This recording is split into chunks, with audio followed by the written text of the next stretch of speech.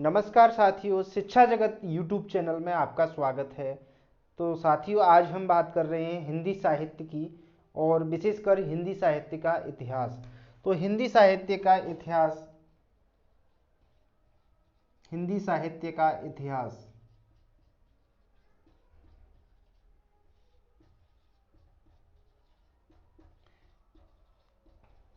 इतिहास को लिखने में बहुत सारियां कठिनाई थी। हिंदी साहित्य का वर्गीकरण कुछ ज्ञात सूत्रों से था, कुछ अज्ञात सूत्रों से था। किसी के कवि के बारे में पता नहीं था, साहित्य कहाँ से आया, कब इसका लेखन हुआ, इसके बारे में भी पूरी जानकारी नहीं थी। लेकिन फिर भी सर्वमान्य जो इतिहास है, सर्वमान्य जो व्याख्या है, वो है आचार्य रामचंद्र शुक्ल जी की। तो शुक्ल जी ने समय के अनुसार हिंदी साहित्य को 4 भागों में बांटा। सबसे पहला जो भाग है उसको हम बोलते हैं आदिकाल। हिंदी साहित्य को रामचंद्र जी ने 4 भागों में बांटा। तो पहला भाग है, इसको हम बोलते हैं आदिकाल। इसका जो कालखंड है 1000 ईसा पूर्व से लेकर 1000 एडी से लेकर 1350 एडी तक का माना जाता है। आदिकाल को आचार्य रामचंद्र शुक्ल जी ने 1000 ईसा पूर्व से लेकर 1350 ईसा पूर्व तक का माना। इसके बाद बात आती है, आदिकाल के बाद भक्ति काल। तो भक्ति काल के बाद आता है रीतिकाल। रीतिकाल के बाद आता है आधुनिक काल।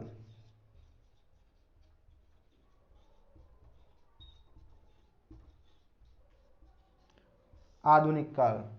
तो रामचंद्र जी ने, आचार्य रामचंद्र शुक्ल जी ने आदिकाल को 1000 से 1350 एडी माना। भक्ति काल को माना 1350 से लेकर 1650 एडी तक। उसके बाद रीति काल को माना 1650 एडी से लेकर 1850 एडी तक। और आधुनिक काल को माना 1850 से लेकर अब तक, इसको माना आधुनिक काल। तो इस तरह से काल, समय के अनुसार साहित्य को रामचंद्र शुक्ल जी ने बांटा 4 भागों में, आदिकाल, भक्ति काल, रीतिकाल और आधुनिक काल। अब आपके सामने आज हम बात करेंगे केवल आदिकाल की। आदिकाल जिसका कालखंड है 1000 से लेकर 1350 एडी तक।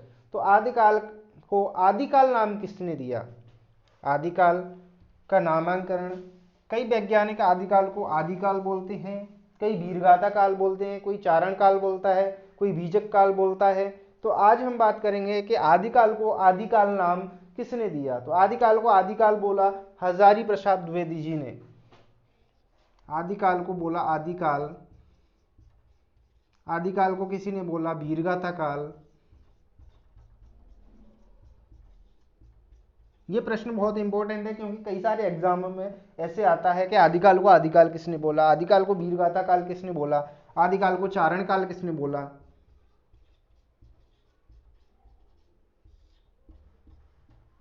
आदिकाल को बीजक काल किसने बोला।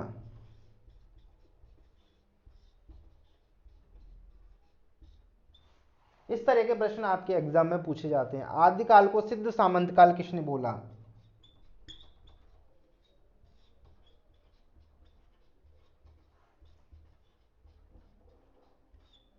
तो आदिकाल को आदिकाल बोला हजारी प्रसाद द्विवेदी जी ने। आदिकाल को आदिकाल बोला हजारी प्रसाद द्विवेदी जी ने।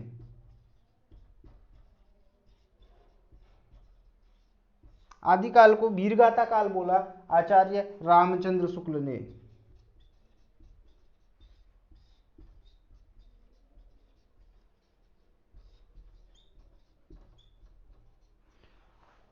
आदिकाल को चारण काल बोला राम कुमार वर्मा जी ने।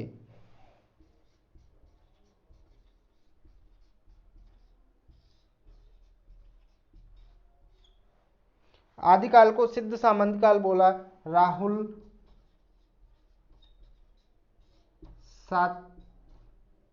सातत्यायन ने। आदिकाल को बीजक काल बोला महावीर प्रसाद द्विवेदी जी ने।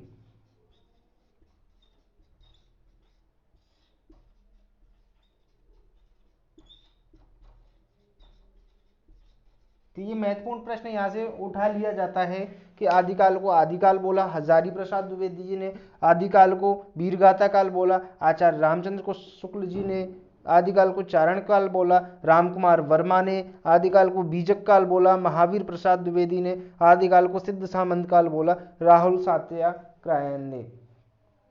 तो इस तरह से हम आदिकाल के नामांकन किस किस साहित्यकार ने, किस किस कवि ने किया, इसके बारे में हमने चर्चा की। इसके बाद आती है कि जो आदिकाल का जो कालखंड है 1000 से लेकर 1350, इसमें कौन कौन से ग्रंथ, कौन कौन से साहित्य आते हैं। तो इस आदिकाल में हमने साहित्यों को 5 भागों में विभाजित किया। इनके जो ग्रंथ हैं, आदिकाल के ग्रंथों को हमने 5 भागों में विभाजित कर दिया। तो जो पहले तरह के ग्रंथ हैं उसको हमने नाम दिया, आदिकाल में जो पहले ग्रंथ है सिद्ध साहित्य आता है। सबसे पहले आता है सिद्ध साहित्य।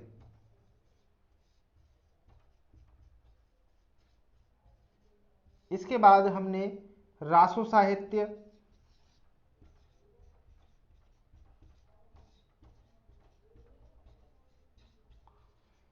जैन साहित्य,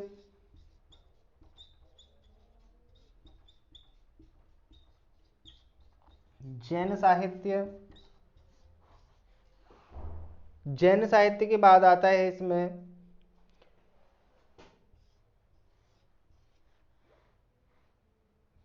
लौकिक साहित्य, और उससे पहले आता है आपका नाथ संप्रदाय का साहित्य, नाथ साहित्य और लौकिक साहित्य।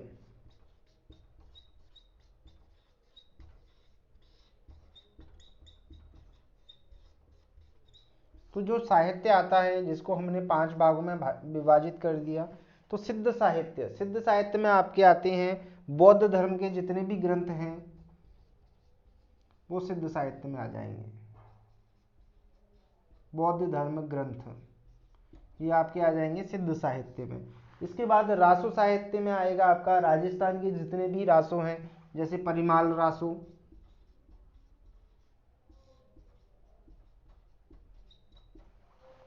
पृथ्वीराज रासो,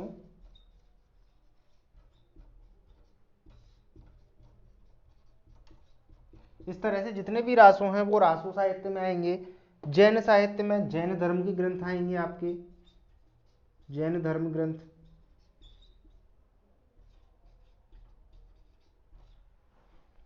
नाथ साहित्य में गोरखनाथ जी के साहित्य आ जाएगा।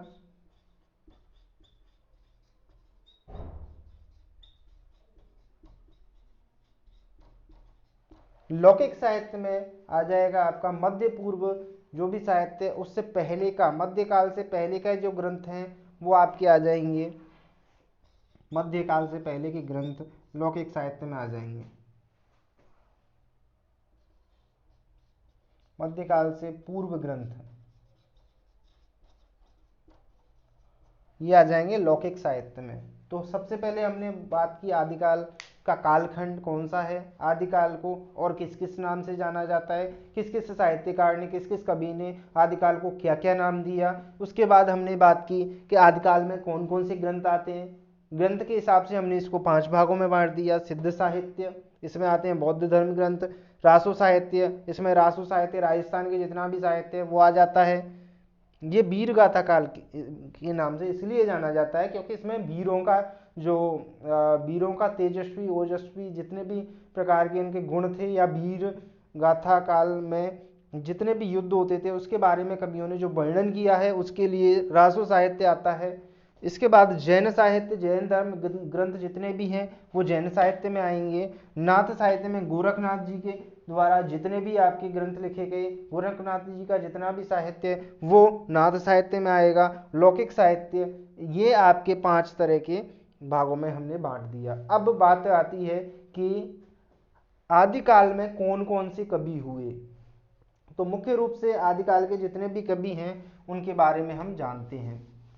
तो आदिकाल में सबसे पहले आएंगे अमीर खुसरो। आदिकाल के सबसे महत्वपूर्ण कवि हैं अमीर खुसरो। अमीर खुसरो। उसके बाद आएंगे आपके, अमीर खुसरो के बाद है चंद बरदाई, जिन्होंने पृथ्वीराज रासो लिखा। ये आदिकाल के कवि हैं। तीसरे नंबर के आदिकाल के कवि हैं विद्यापति।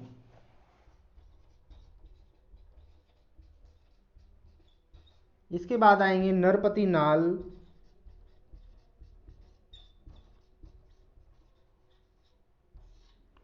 और जयनिक। ये 5 महत्वपूर्ण कवि हैं। इसमें सबसे ज़्यादा इम्पोर्टेंट अमीर खुसरो। अमीर खुसरो के बारे में हम आपसे संक्षेप में थोड़ा सा बात करेंगे।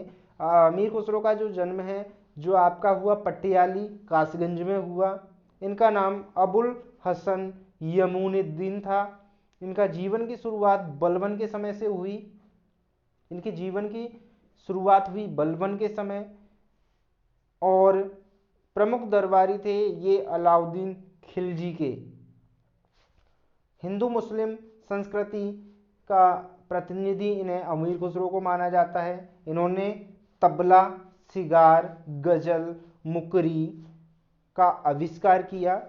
इन्हें तोताए हिंद के नाम से भी जानते हैं, वॉइस ऑफ इंडिया के नाम से जानते हैं। खड़ी बोली के पहले कवि थे ये। खड़ी बोली के ये सबसे पहले कवि थे अमीर खुसरो। खड़ी बोली के सबसे पहले कवि थे अमीर खुसरो। अमीर खुसरो ने कई सारे ग्रंथ लिखे। इनकी कई सारी रचनाएं हैं। तो इनमें आती है पहेलिया। सबसे पहले आता है पहेलिया। अमीर खुसरो ने पहेलिया नामक ग्रंथ लिखा। आशिका,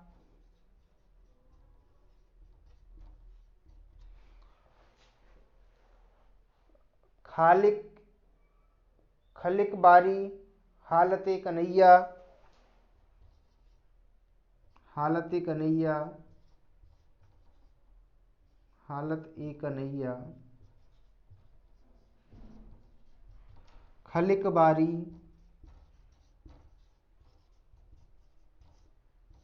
ये इनके प्रमुख रचनाएं थीं। नजराना ए हिंद,